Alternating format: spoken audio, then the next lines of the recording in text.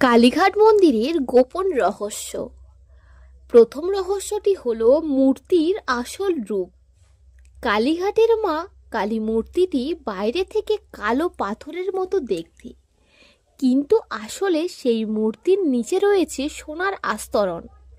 বলা হয় এই সোনার আবরণ দেবী নিজে এক ভক্তের স্বপ্নে চেয়েছিলেন, যাতে কেবল গোপন পূজার সময় তা দেখা যায়। লোককথা বলেন প্রথম পূজা হয়েছিল গভীর জঙ্গলের মধ্যে, যেখানে বর্তমান মন্দির রয়েছে।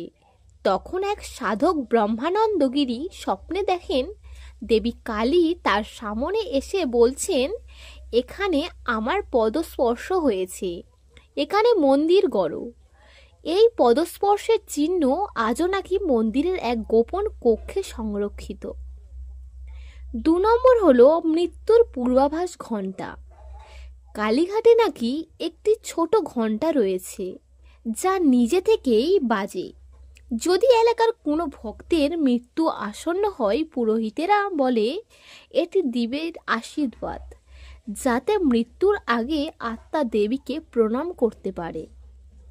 3 নম্বর হলো গোপন সুড়ঙ্গ পথ। ব্রিটিশ আমলে কালীঘাট মন্দিরের তলা দিয়ে গঙ্গার দিকে একটি সুড়ঙ্গ ছিল, যা দিয়ে রাজা মহারাজারা গোপন মন্দিরে এসে পূজা করতেন। এখন সেই পথ বন্ধ, কিন্তু মাঝরাতে নাকি সেই পথ থেকে জলপ্রবাহের শব্দ শোনা যায়। 4 নম্বর হলো রক্তের ফুল। মা কালীঘাটের মন্দিরের কাছে একটি গাছ রয়েছে, যার ফুলের পাপড়িতে লাল দাগ থাকে, যা দেখতে রক্তের মতো।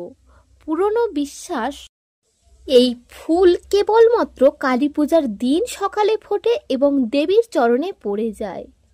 যদি এই গল্পটি ভালো লেগে থাকে তাহলে আমার চ্যানেলটাকে একটু সাবস্ক্রাইব করে দেবেন, পাশে থাকবেন, আর লাইক কমেন্ট শেয়ার অবশ্যই করতে ভুলবেন না।